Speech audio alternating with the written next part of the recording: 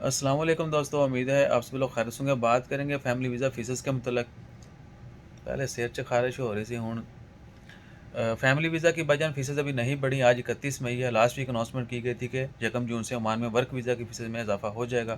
Family visit visa की fees 20 riyal है, 3 महीने के लिए वैलिड होता है और 1 महीने के लिए आप एक्सटेंड कर सकते हैं सेम फ़ीस के साथ। और फैमिली 2 ईयर वीज़ा की फ़ीस जो 30 रियाल है और 2 साल के लिए वैलिड होता है। पर हेड यानी ये फ़ीसेस हैं 20 रियाल विज़िट वीज़ा की फ़ीस है, 3 महीने के लिए वैलिड होता है और सेम प्राइस दे के आप 1 महीने के लिए एक्सटेंड भी कर सकते हैं।